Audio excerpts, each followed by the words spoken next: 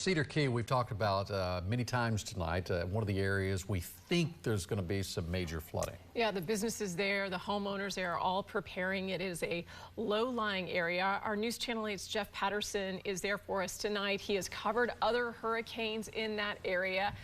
Jeff, you know, people there are as prepared as they can be, but what are the conditions looking like?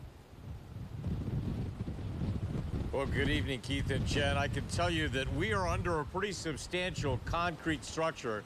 This is actually a condominium building, a place where I've stood for a number of storms in this exact location because it does offer us some protection. But I want to walk back here towards the Gulf of Mexico for a minute because we've been watching over the last hour since we last spoke to you around 11 p.m.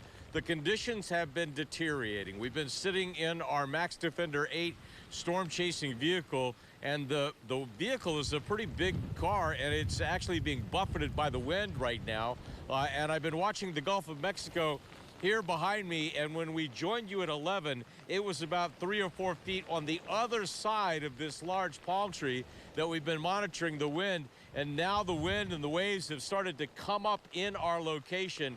And of course, we're monitoring this very closely because as this storm gets closer to Cedar Key, we are expecting a storm surge, and we have a place that we can retreat to that is much further up the hill. But as you can tell, the rain that is hitting me right now, a lot stronger than it was an hour ago. The wind a lot stronger than it was an hour ago. And that means, of course, the Gulf of Mexico is going to be coming much closer up the hill. And the people in downtown Cedar Key, very concerned about this today. They were boarding up, putting sandbags down, doing the best they can to protect their homes and businesses, their livelihoods, because, of course, they depend a lot on the tourism industry here in Cedar Key, fishing industry, people going out on charter fishing tours. And so the people who have boats had taken them out of the marina here and to try to get them up to safer locations. Of course, they want to be able to get back to normal business as soon as they can.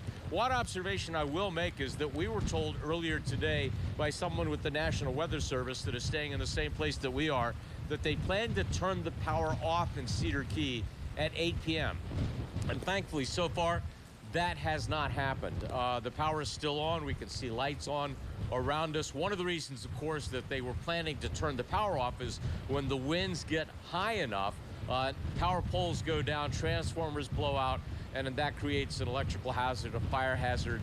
And so when power lines are down across the street and across roadways, it's dangerous. That's why they were going to turn the power off. They haven't done that yet, but of course, we're going to keep a close eye on things tonight. We'll be with you throughout the course of this storm here in Cedar Key, and we'll toss it back to you guys now.